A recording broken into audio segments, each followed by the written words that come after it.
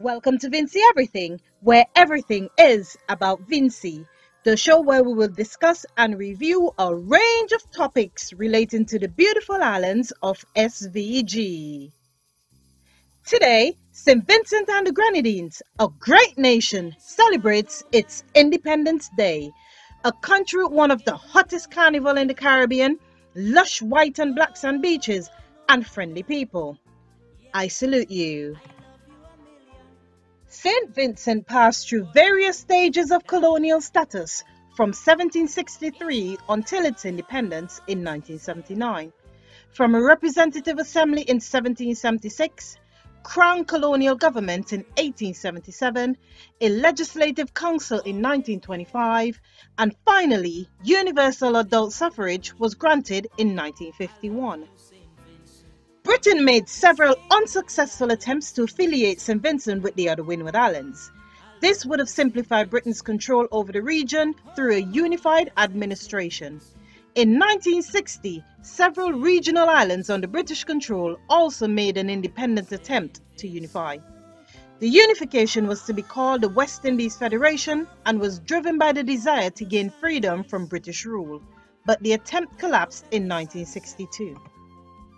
Associate statehood was granted to St. Vincent by Britain on the 27th of October 1969, but this didn't give them complete control over their internal affairs and was short of full independence. Finally, on the 27th of October 1979, following a referendum by Robert Milton Cato, St. Vincent and the Grenadines gained their independence from the United Kingdom, making them the last Windward Island to gain independence on their 10th anniversary of associate statehood. After gaining independence, the political entity then became known officially as St. Vincent and the Grenadines. The new government was formed as a constitutional monarch after the first election in December 1979. They appointed their first independent prime minister as Robert Milton Cato and shortly after became a member of the Commonwealth. A new flag was adopted with a vertical tricolour with additional stripes. Between the blue, yellow and green was a narrow white stripe. The 1912 coat of arms, which reads Peace and Justice, was displayed on a green breadfruit leaf on the yellow band.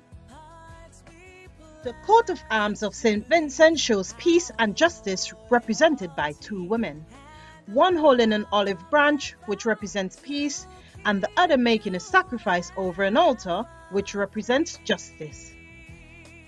In 1985, after the opposition victory in a legislative election, the flag was changed and the white stripes between the blue, yellow and green were suppressed.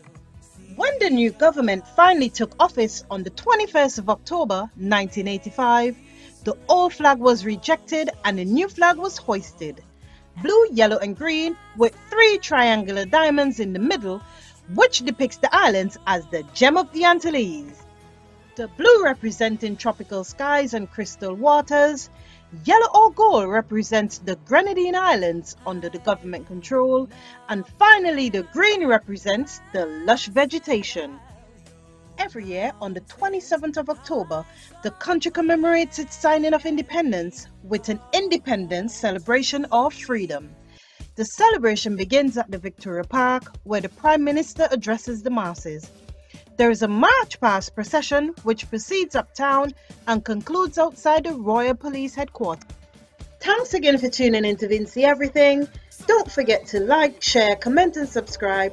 Also, click the notification bell to know as soon as we upload a video. So happy independence, Hairuna, and God bless.